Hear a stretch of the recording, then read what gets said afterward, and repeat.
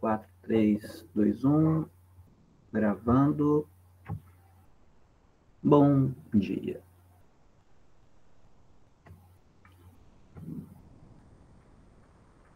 Bem-vindos novamente ao nosso link. Hoje nós vamos falar um pouquinho, começar a falar sobre mitologia. Antes de entrar propriamente na origem da filosofia, eu acho importante a gente conhecer um pouco desse tipo de conhecimento que era tão importante para os povos antigos, mas que não ficou apenas na história dos povos antigos. Muito pelo contrário, continua bastante presente na nossa vida, que é o conhecimento mitológico. Porque a filosofia, ela vai nascer a partir do mito. A filosofia grega, ela vai nascer de uma ruptura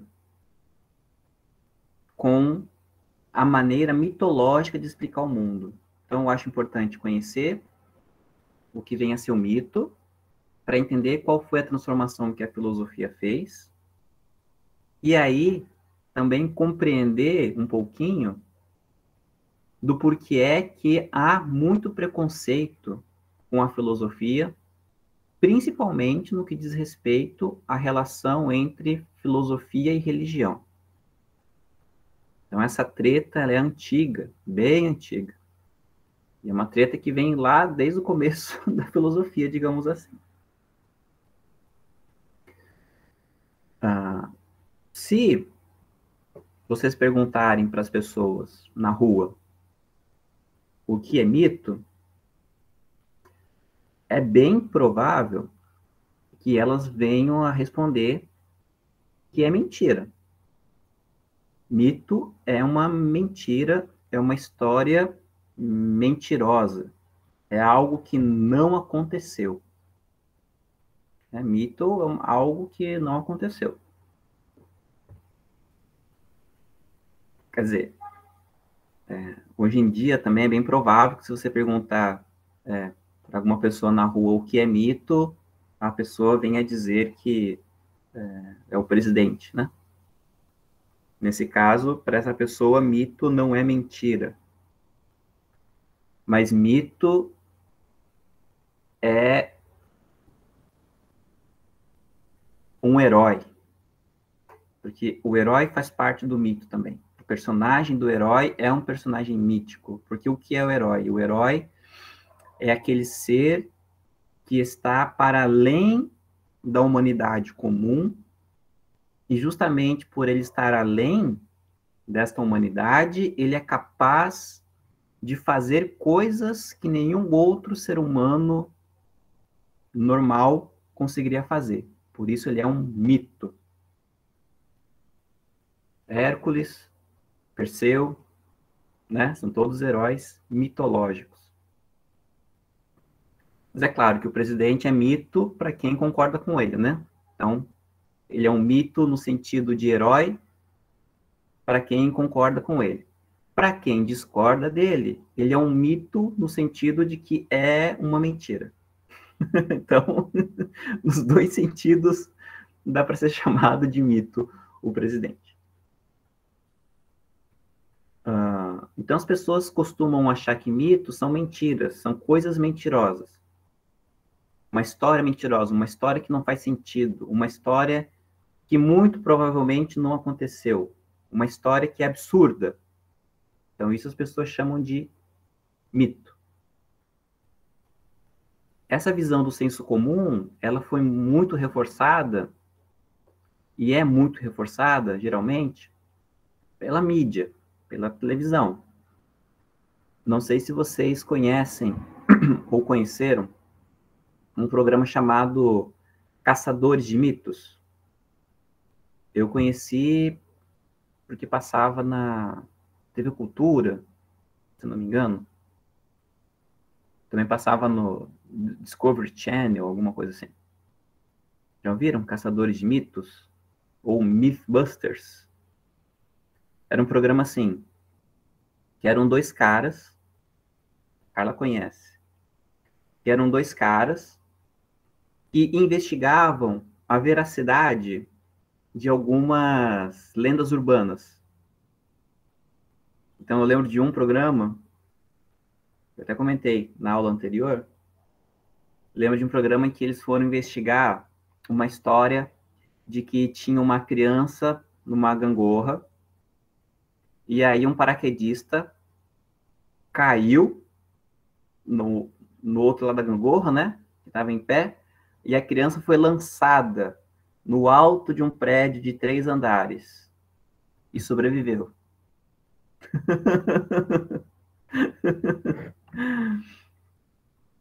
A Emanuele disse que passa até hoje esse programa. Ah, legal. Esse programa é bem divertido. Eu acho divertido. E aí, então eles foram reproduzir esse evento para saber se era possível de ser verdade ou não. Então eles montaram uma gangorra, e aí colocaram um boneco que tinha o peso equivalente ao peso da criança, e ficavam jogando várias coisas do outro lado da gangorra, como se fosse o paraquedista caindo, para saber o que acontecia com o boneco, se ele realmente parava em cima de uma estrutura que equivaleria a um prédio de 3 andares, e se parando lá, seria possível sobreviver, né? Então, passaram o programa todo testando, e no final a conclusão foi que, pam, não é verdade, é mito. Então, toda vez que uma história não se demonstrava verdadeira, vinha o carimbo do mito, né? É mito, isto é mentira. Eu lembro de um outro programa, de um outro episódio desse programa, em que eles fizeram um teste para saber se é possível que uma bala de revólver, faça curva, igual naquele filme O Procurado. Conhece? É um filme assim que as pessoas elas fazem assim com a mão, dão um tiro, né? Pá! Aí a bala faz uma curva assim, ó. Aí o cara tá escondido atrás do poste, a bala faz uma curva e pá! Mata o cara atrás do poste. Angelina Jolie, né? Fera. Nossa. Aí eles fizeram. Pois é, tá todo mundo esperando a continuação, Arthur. Todo mundo fica na expectativa de uma continuação, mas acho que não vai ter, não. Foi só aquele filme mesmo. Ficou um clima, né? Ficou um clima, assim, de que ia ter a parte 2. Mas acho que não vai ter, não. E aí, nesse programa, Caçadores de Mitos, eles dedicaram um programa para tentar descobrir se é possível ou não que uma bala faça curva. Eles até fizeram uma máquina que dava um coice assim com a arma, pá, pá, para ver, né, se a bala fazia curva. E, infelizmente, para os fãs do filme, não é possível que a bala faça curva. Deu carimbo lá, pam, mito, né? Para quem não conhece o filme, o nome é O Procurado. Cadê o trailer? Eita, O Procurado. Ou, né, em inglês, Wanted. Quem quiser ver o trailer depois para entender o que eu estou dizendo.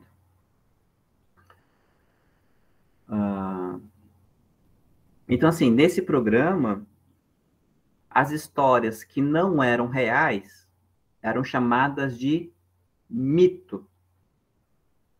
E as histórias reais eram carimbadas como verdade. Então, há uma oposição entre mito e verdade. Né? Mito é aquilo que não é verdadeiro.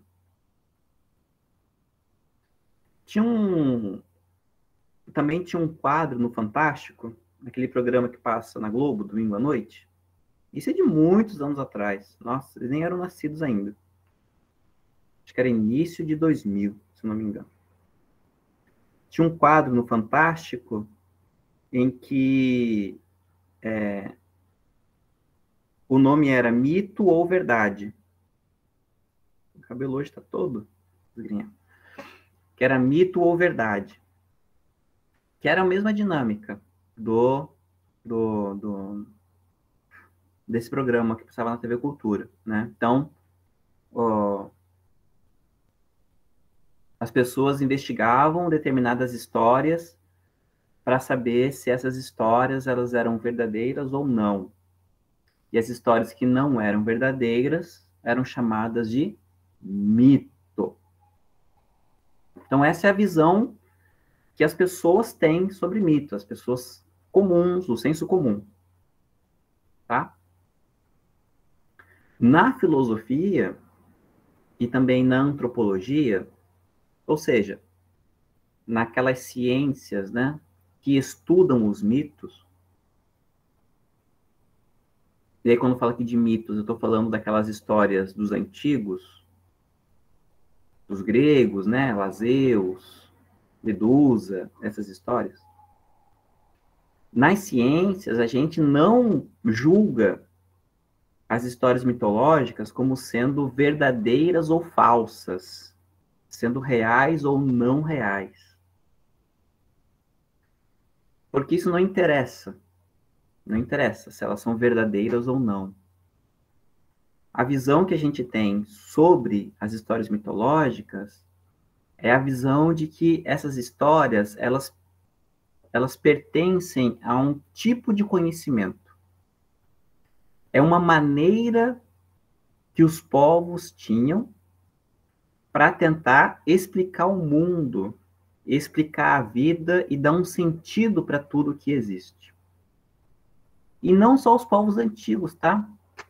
Porque nós, ainda hoje, utilizamos mito para explicar muitas coisas, para justificar nossos valores, para defender nossos preconceitos e para criar regras a respeito da vida. Então, ainda hoje a gente usa mitos. Mais para frente eu digo sobre isso. Mas, então, quando eu estou falando de mito aqui, eu estou falando de um tipo de conhecimento. Então, quando eu olho para as histórias gregas, para as histórias nórdicas, para algumas histórias dos povos africanos, eu não olho julgando ou pensando se aquelas histórias aconteceram ou não. Mas eu olho tentando compreender o que é que essas histórias querem ensinar.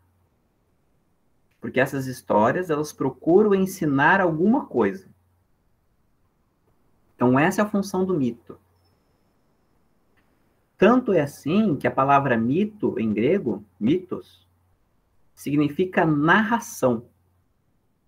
Então, o mito, as histórias mitológicas, elas sempre são uma narrativa a respeito de alguma coisa.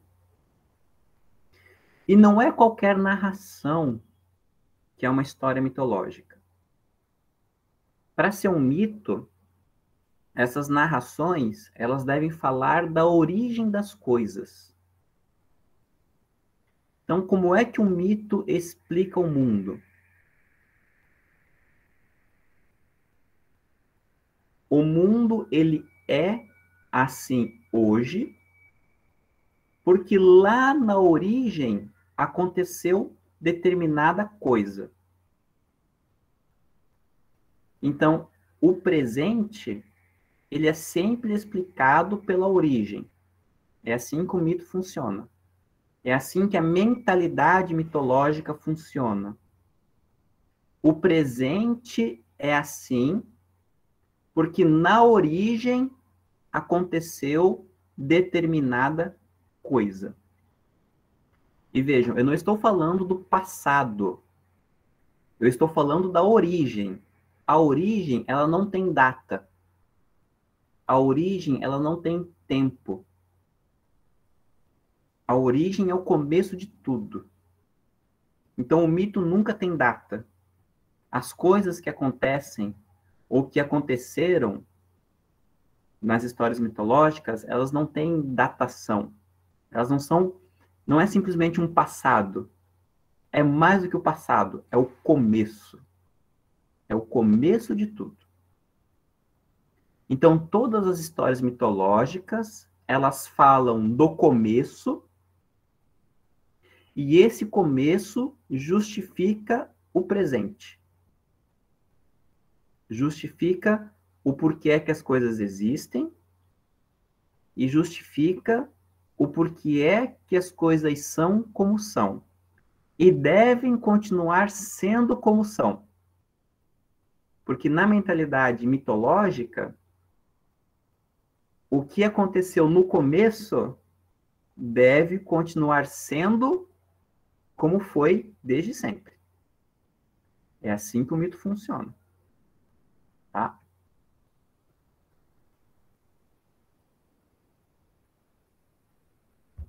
Deu para pegar essa ideia? Então vejam, isso é muito importante, porque eu vou falar mais para frente. Certo? Quando eu falo de mito aqui, eu não estou falando ou eu não estou julgando se as histórias elas são verdadeiras ou falsas. Isso não interessa. Não apenas não interessa, como não tem como saber. A bem da verdade é essa. Não tem como saber se essas histórias elas aconteceram ou não. A verdade do mito depende da crença, de quem acredita ou não neles. Tá? Porque não dá para saber se aconteceu ou não. Tanto que depende de crença, que os famosos mitos gregos, as histórias de Zeus, de Medusa, de Poseidon, de Hades, as histórias que nós amamos ver nos cinemas, essas histórias gregas, os gregos não acreditam mais nelas. Aliás, não tem nenhuma sociedade que tenha fé nos deuses gregos, nem nos deuses romanos. Ok? No passado, eles acreditavam. Eles achavam as histórias de Zeus, de Cronos, de Hércules. Eles achavam que eram histórias verdadeiras. Eles tinham fé nessas histórias. Hoje em dia, a gente não acredita mais em Thor, em Odin, essa galera toda aí, não. A gente gosta de ver nos filmes, mas a gente não acredita. Nem os povos nórdicos acreditam neles mais. Porém, os povos antigos, os vikings, acreditavam. Certo? Então depende da fé. Ah, Rafael, mas a gente não acredita porque a gente não acredita em nenhum mito mais. Aí que você se engana. Mesmo nós não apenas acreditamos em mitos ainda, como mesmo não acreditando, tem mitos que influenciam muito a nossa maneira de viver. E aí aqui eu me refiro aos mitos judaicos cristãos.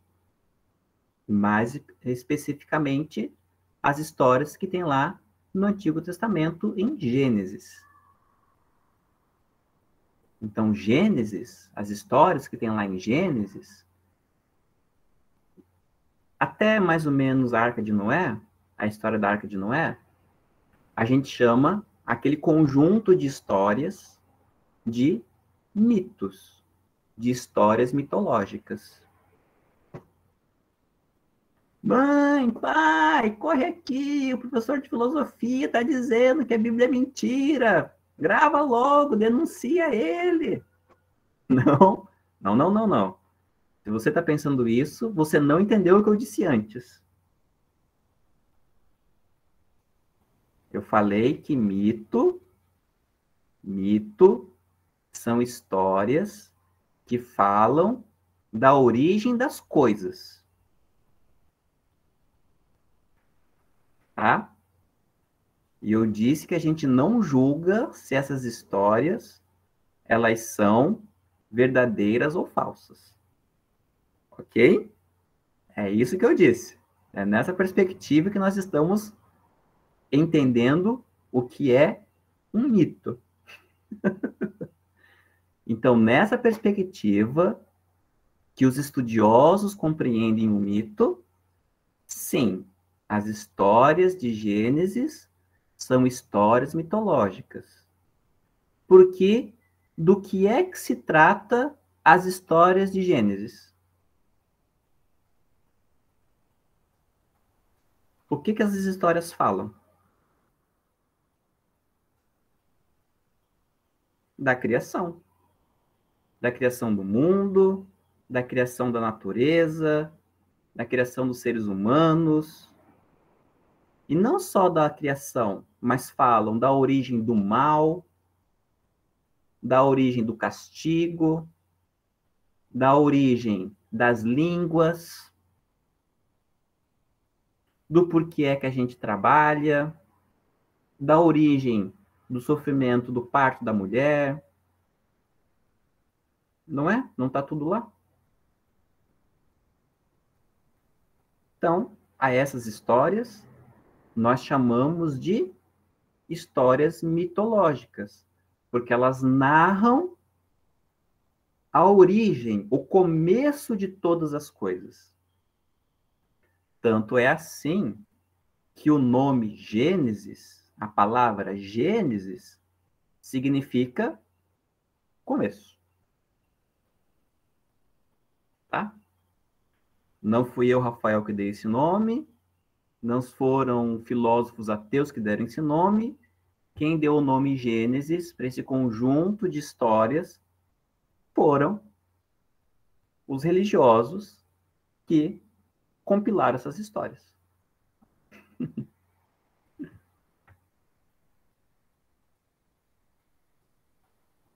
E para vocês não acharem que são pessoas ateias, descrentes, hereges, que chamam essas histórias de mito, os católicos vão saber melhor, né, sobre isso. Mas tem uma Bíblia católica chamada Bíblia de Jerusalém. Uma Bíblia linda, linda, linda, linda. E essa Bíblia é uma Bíblia de estudos. Assim como tem os evangélicos, né? Os evangélicos não têm lá chamadas Bíblias de estudo. Então, os católicos também têm. E a Bíblia de Jerusalém é uma Bíblia de estudo católica, que é aquela Bíblia que vem com nota de rodapé, né? Embaixo tem lá as explicações, né? O Arthur diz que é melhor para estudo. Eu adoro essa Bíblia. Eu acho maravilhosa. E aí, se você pegar a Bíblia de Jerusalém e ler a nota de rodapé sobre Gênesis, lá os teólogos vão dizer que as histórias de Gênesis são histórias mitológicas. Ah, os evangélicos agora, né? Diz, eu sabia, esses católicos nunca me enganaram, são todos hereges. Porque na Bíblia de estudo pentecostal não está escrito nada disso.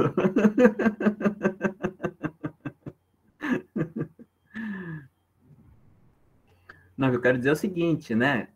Os estudiosos chamam esse tipo de histórias de mito, tá? Os estudiosos chamam isso de mito. Então, não é coisa de quem não é crente, que não é religioso. E assim, e todas as religiões têm os seus mitos. Todas elas têm seus mitos.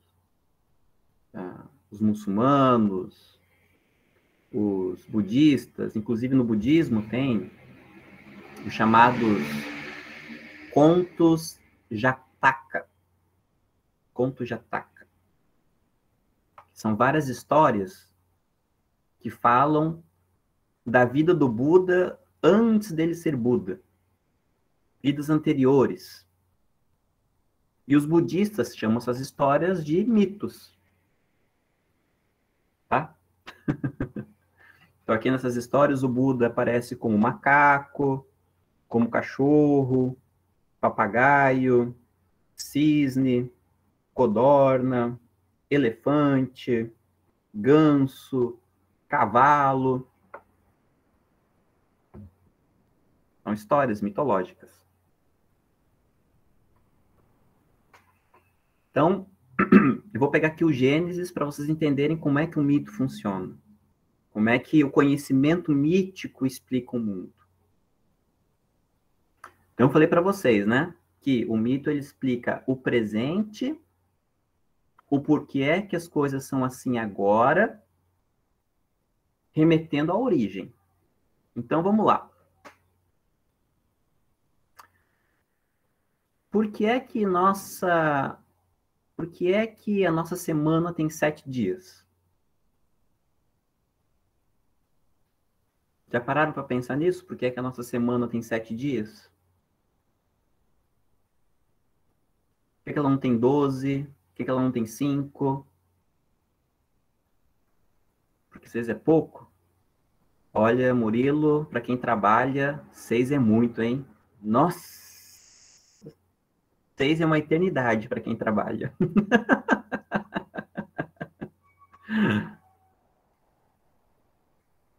Ora, tem 7 dias,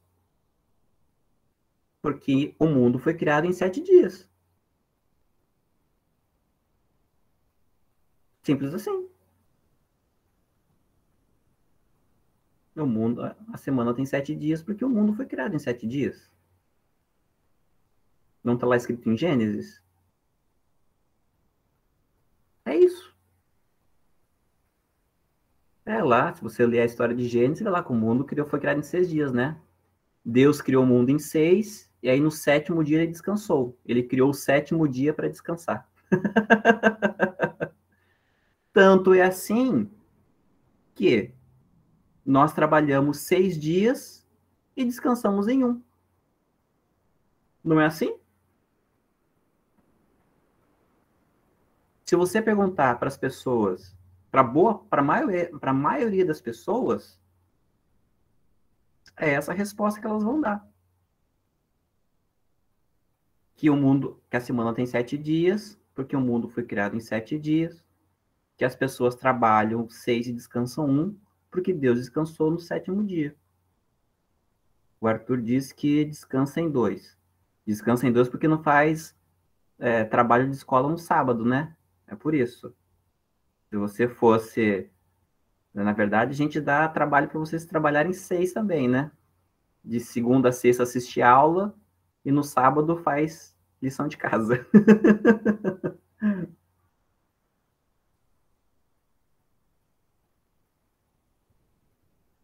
Mas é isso. Pergunta para as pessoas. Quem trampa direto está em pecado. Tá pecando.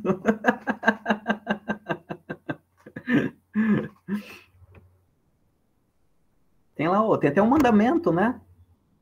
Guardarás o domingo dias de festa, não tem? O terceiro mandamento? Não é isso? É, então, olha aí. E onde é que é baseado esse mandamento? É baseado na história de Gênesis, porque Deus trabalhou 6 e descansou 1. Tem sim, Gustavo. Acho que é o terceiro. Acho que é o terceiro mandamento. Ah, não na tua religião, Gustavo. Então, claro. Mas esse que é o interessante, Gustavo. Eu não acredito. Eu também não sou cristão. Eu também não sou cristão, né? Mas o Ocidente é cristão. O Ocidente ele foi dominado pelo cristianismo. Então, mesmo a gente não sendo cristão, a gente acaba sendo orientado pelos valores do cristianismo. Quer ver um exemplo? Vou dar um exemplo para vocês. Não, não é pecado não, Arthur, eu só tava zoando. Tava zoando só. Para um cristão é pecado. Para um cristão é pecado, né? Tanto que, inclusive, que tem até aquelas religiões que são até bem restritas em relação ao dia, né? Por exemplo, um judeu não trabalha no sábado. Na verdade, no sábado ele não faz nada. Porque na concepção do judaísmo, Deus descansou no sábado. Os adventistas, isso, né? Deus não descansou no domingo. Tanto que o domingo é o primeiro dia da semana. O último dia da semana é o sábado. Que sábado é Shabbat, Sabbat. E essa palavra significa descanso. Descansar. A Carla descobriu que, quando foi fazer o BMAP, né? Perguntaram se era sabadista. Isso, porque no sábado essas pessoas não fazem nada, porque sábado é o dia do descanso. Ok? E isso é fundamentado aonde? Na história de Gênesis. Se vocês perguntarem para as pessoas cristãs, é isso que elas vão responder, gente. Né? Até aquele cristão que não vai necessariamente na igreja. Tipo, a pessoa é cristã. Eu sou cristã. Né? Não é cristã praticante, digamos assim. Mas é isso que elas vão dizer. Quer ver um outro exemplo de como o mito influencia a nossa vida?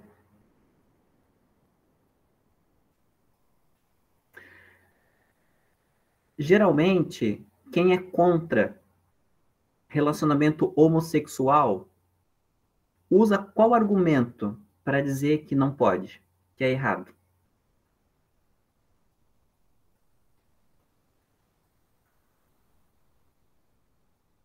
Qual argumento que a pessoa usa? Geralmente quem é contra. Sim, a Bíblia, Eduarda, mas qual parte da Bíblia?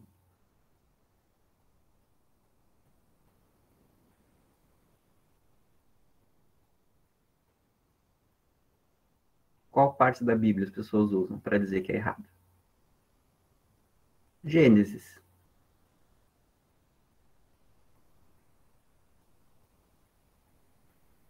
Gustavo disse o argumento de que Deus abominou o homossexual de Sodoma e Gomorra.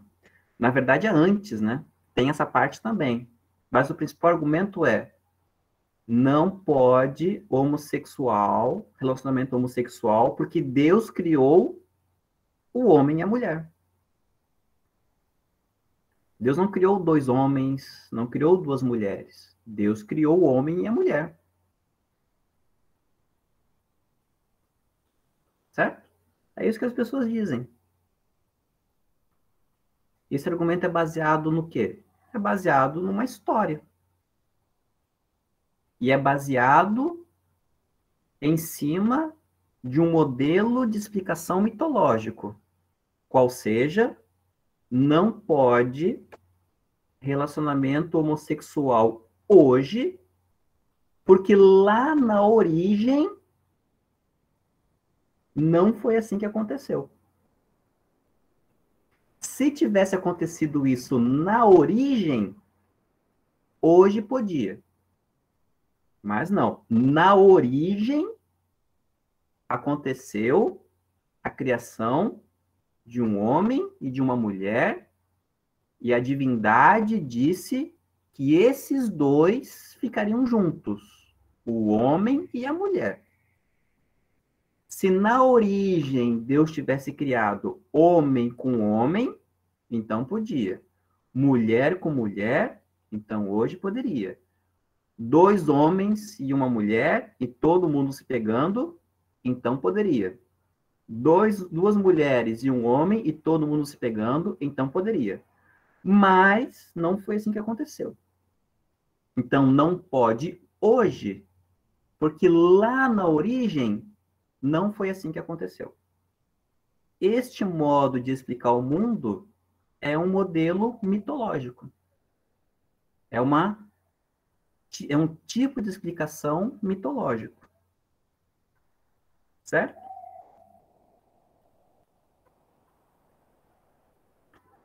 Quer ver um outro exemplo? Se você perguntar para as pessoas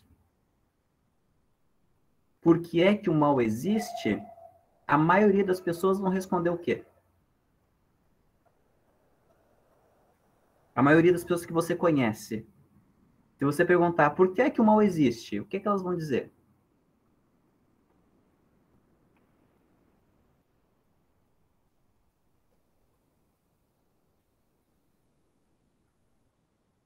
Exatamente, Gustavo, porque Adão e Eva comeram um fruto.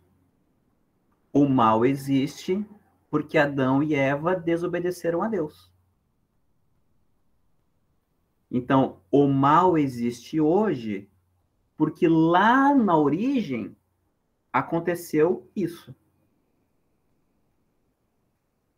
É o modelo mitológico de explicar o mundo. As coisas são assim hoje porque lá na origem aconteceu determinado evento.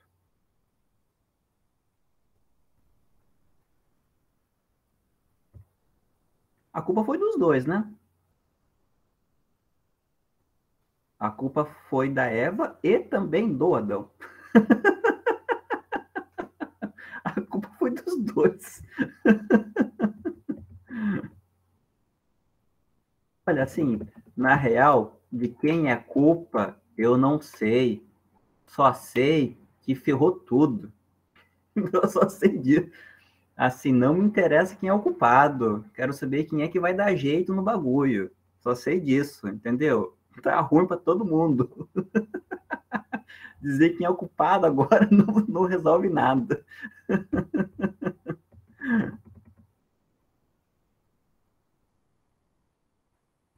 O Arthur comenta aqui que cita Santo Agostinho e responde que o mal não existe. Mas é uma outra discussão, né, Arthur? Isso aí a gente vê lá no segundo ano. Quando vê filosofia medieval, eu trabalho um pouco o problema do mal em Santo Agostinho. Mas, de fato, ele tem uma tese que diz que o mal não existe, mas tem uma explicação filosófica aí por trás, tá? Não é tão simples assim. Isso, paradoxo de Epicuro, exatamente. Passa por aí. Mas tem uma questão filosófica de fundo aí.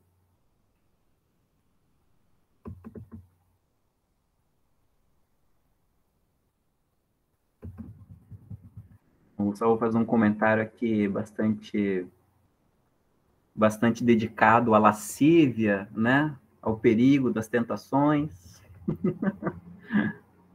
Carla comenta que tanta fruta para comer que logo que não podia. Parece criança. Então, mas esse é o lance do mito, né? É, esse é o ponto que eu quero chegar. Não interessa se a história aconteceu ou não. O que interessa é o que é que ela quer ensinar.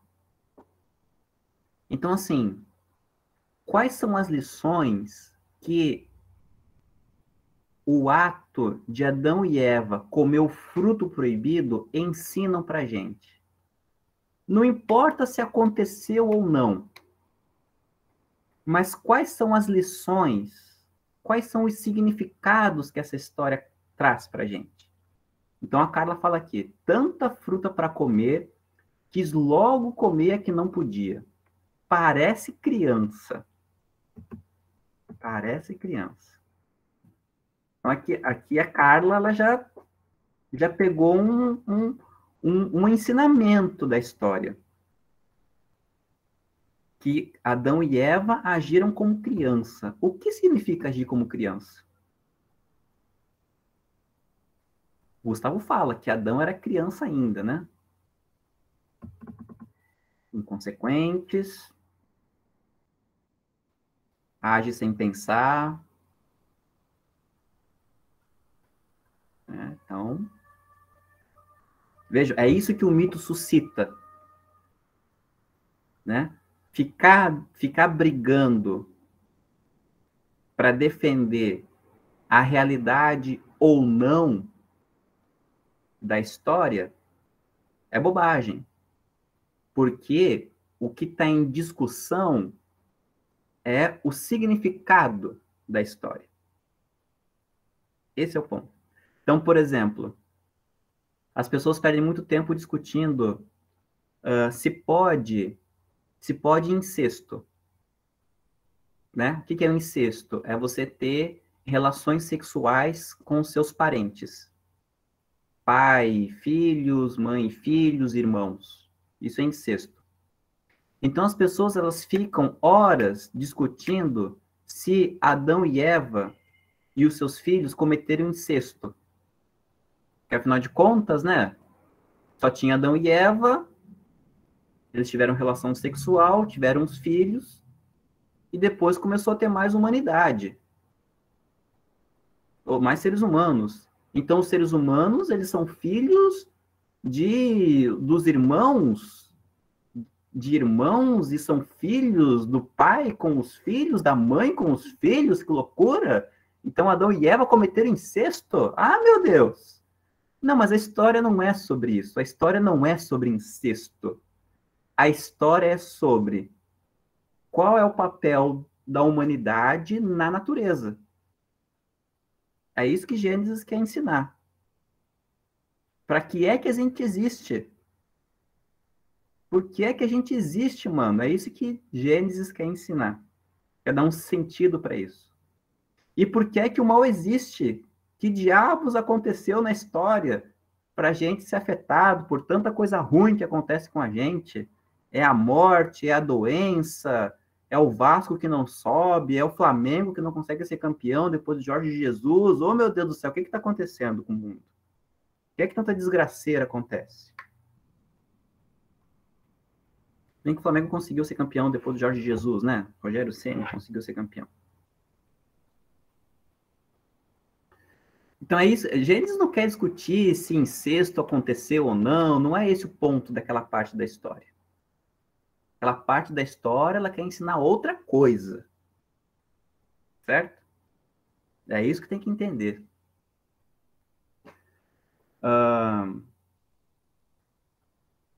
Então, a história de Gênesis também tem outros significados. Por exemplo, por que é que a gente trabalha? Lá em Gênesis fala que a gente trabalha por conta de castigo. Né? O castigo para Adão, por ter desobedecido, foi trabalhar. Tanto que a palavra em latim, para a palavra trabalho, significa castigo. Ah, a palavra trabalho significa castigo. De onde é que vem essa palavra, esse entendimento?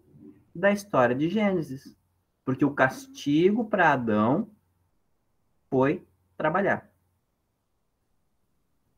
E o castigo para Eva foi sentir dores na hora de parir. Então, a mulher sente dor na hora do parto, quando faz parto normal, obviamente, porque esse foi o castigo para Eva. Por que é que existem várias línguas diferentes? A história de Gênesis dá uma explicação para isso. Porque os seres humanos se reuniram para construir uma torre para chegar até o céu. Deus olhou aquilo e falou assim: não chamei ninguém para vir aqui, não convidei ninguém, vou acabar com isso. O que é que Deus fez? Fez com que cada um falasse uma língua diferente. Um começou a falar espanhol, outro japonês, outro francês. Ninguém começou a se entender mais. Desistiram de construir a torre, foi cada um para um canto. Foi assim que nasceram as línguas, as diferentes línguas, segundo a história da Torre de Babel.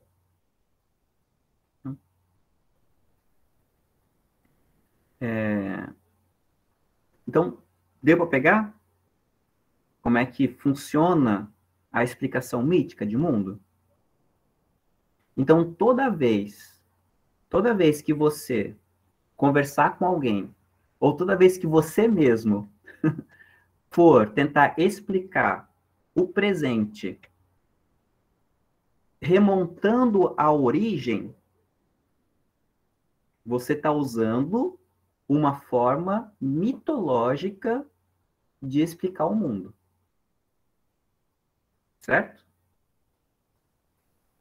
Isso é certo ou é errado? Não sei dizer. Para algumas pessoas faz sentido. Para outras pessoas não faz sentido. Se não é crime, é certo.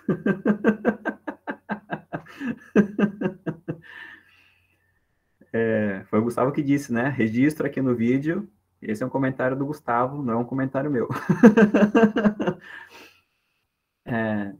Então, toda vez que você for explicar o hoje, falando da origem, e aí não interessa se é história judaico-cristã, se é história budista, se é história muçulmana, se é Senhor dos Anéis, se é a origem do Harry Potter, não interessa.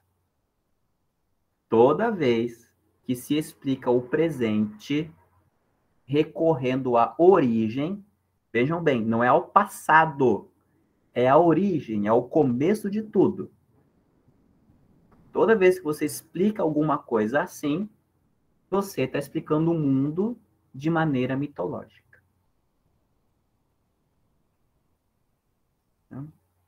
O Gustavo fala aqui que tem gente que entende de um jeito, não entende de um jeito, aí explicamos de vários formatos diferentes. Exatamente, Gustavo. Exatamente. Tem pessoas que não acreditam na ciência, acreditam na mitologia. Tem gente que não acredita na mitologia, acredita na ciência. Tem gente que acredita na filosofia. E assim a sociedade vai se formando. Nossos valores vão se formando, né? Tudo mais. Ok? Então, semana que vem, eu continuo ainda explicando o que é mitologia, e aí eu vou trazendo algumas histórias mitológicas para além, claro, né, dos mitos gregos, claro, né, para a gente entender um pouquinho como é que vai funcionando a mitologia. Tá bem? O Arthur comenta que o pessoal tem uma discussão aqui que Senhor dos Anéis é maior que Harry Potter. Tem, Senhor dos Anéis é maior que Harry Potter. Não digo dos filmes, eu falo dos livros, tá? Senhor dos Anéis é a nossa mitologia contemporânea. Aliás, Senhor dos Anéis é mitologia, tá? É considerado como uma narrativa mitológica, Senhor dos Anéis. Harry Potter, não.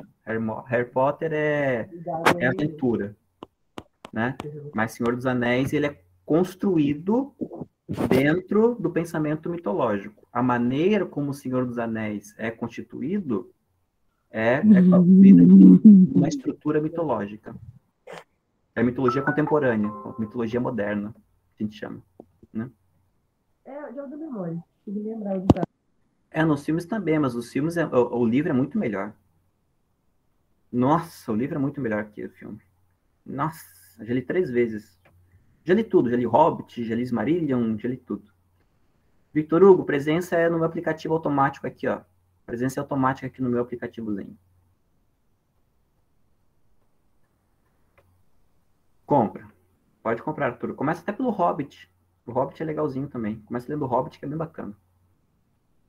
Gente, é isso. Obrigado. E nos vemos semana que vem neste mesmo link. Se cuidem. Tchau, tchau.